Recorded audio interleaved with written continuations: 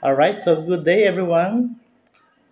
Ayan, so today is January 22, 2024 and usapang ano muna tayo, class observation. Ay medyo hindi ako masyadong natuwa kasi nga may mga ine-expect tayong mga makikita sa loob ng classroom during the class observation ng ating mga teachers. But then, syempre, kaya nga tayo nandito para i-guide sila at para bigyan ng TA para sa kanilang better performance sa mga susunod na mga classroom observations. Ah, tinatanong ko lagi si teacher, ano ba yung mga kinukonsider niya sa preparation ng kanyang lesson plan? Sabi ng mga teachers na aking na-interview, syempre, kinukonsider nila kung ano yung lesson, anong competency, anong mga objectives, anong mga teaching strategies ang kanilang gagamitin sa pagtuturo. So sabi ko, ano pa? Ano pa ang kinakailangan o dapat natin consider sa pagpe-prepare ng ating mga lesson plan? Iilan lang po nakasagot. Pero ang tamang sagot doon ay dapat natin consider yung mga indicators na nakalagay sa ating rating sheets. Okay? Tayo ay nasa pangalawang taon na ng implementation ng RPMS.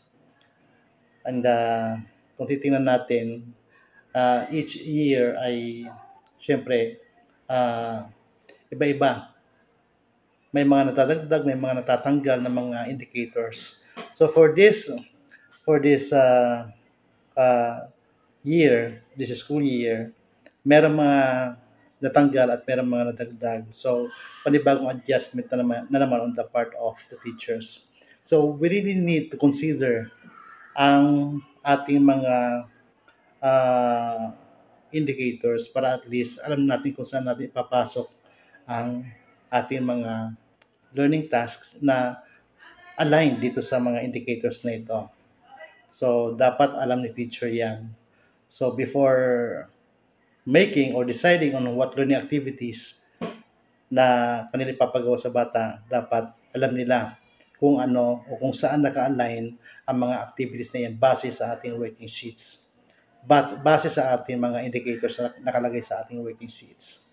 So, pag-isipan muna ng maigi, this is the right time for us to modify our lesson in order for us to present activities that is or that are related sa ating or naka-anchor sa ating mga indicators. So that's one good thing. Okay? So sana sa mga susunod na mga classroom observation, i-take nyo po ang suggestion na iyan para hindi po tayo nalilihis. Okay? Sa ating class observation. After all, ang rating sheets naman natin ang ating basihan ng pagre-rate ng ating mga guro. So, please don't disregard considering our rating sheets. Okay? Na, syempre, ano ba nakalagay sa rating sheet kundi yung mga 9 indicators. Okay? So, happy teaching and happy planning.